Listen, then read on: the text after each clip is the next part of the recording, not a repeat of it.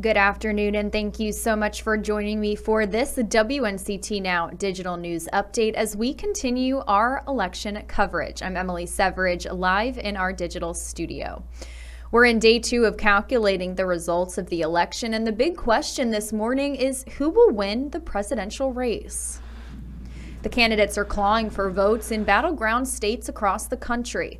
Victory or defeat will likely hinge on results in Wisconsin, Michigan, and Pennsylvania.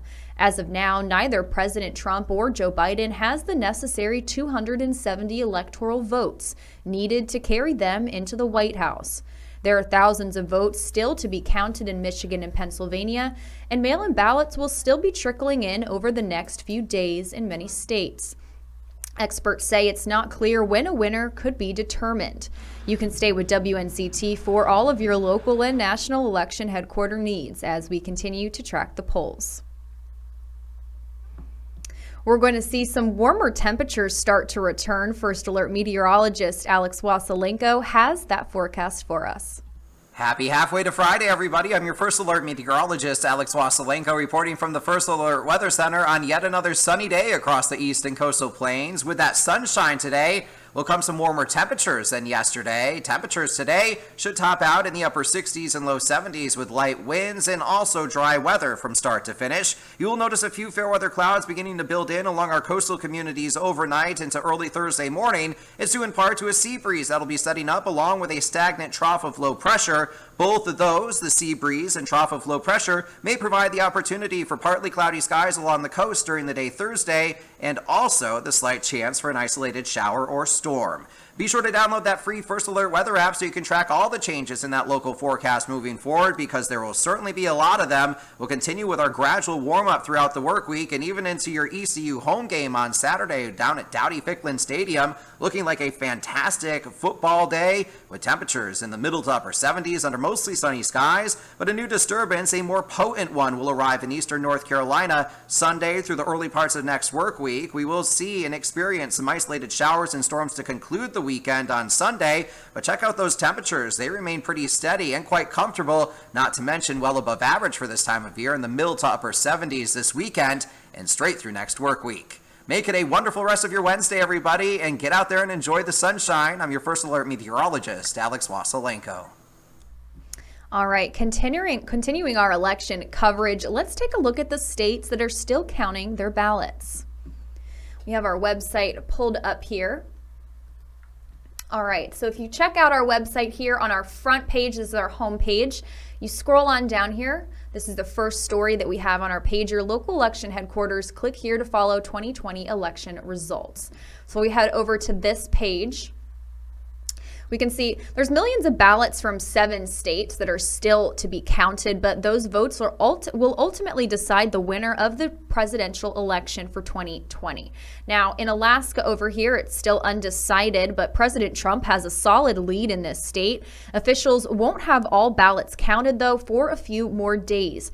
State election officials report a number of absentee and early voting ballots that won't be counted until November 10th in Alaska. Now we move over to Georgia, still undecided over here. The president has had a lead in that state from the beginning, but the race there hasn't been called yet because many of the uncounted votes come from the heavily Democratic Atlanta area. As of this morning, more than 90% of Georgia's votes have been counted. Moving on to Nevada over here.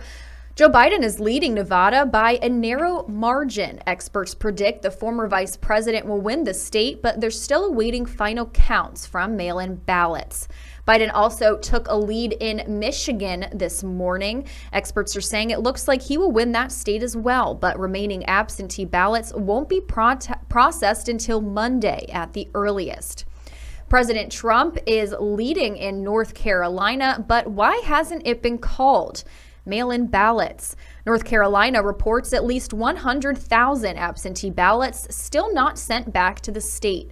Election officials are not expecting to get most of those ballots, but they're waiting to see what happens before declaring the president the winner of North Carolina. Heading over to Pennsylvania. Pennsylvania is still a toss-up right now with President Trump in a narrow lead, but the majority of that state's remaining votes are mail-in ballots, and Joe Biden is leading at absentees with a 78-21 margin. With 1.4 million votes still to be counted, Pennsylvania officials say it could be until Friday before a final count is made. The final state we are continuing to track for the outcome of this election is Wisconsin. Former Vice President Joe Biden is leading there by 20,000 votes. The Wisconsin's election commissioner reporting all ballots have now been counted. The Trump campaign is calling for a recount of the Wisconsin results. All right. Heading into some local news. Greenville PD says a young girl has been found safe after missing for almost 5 days. Officers say 14-year-old Dejanay Holden ran away from her home on Skinner Street on October 29th. It's unclear why the girl left or where she went, but officers say she has been found safe and is back at home. Well, that wraps up this WNCT Now digital news update with your election coverage. I'll be back again at 4 with another update for you and more election coverage as these numbers continue to roll in throughout today and throughout the rest of the week. So stay tuned for 4 o'clock, and thank you so much for watching.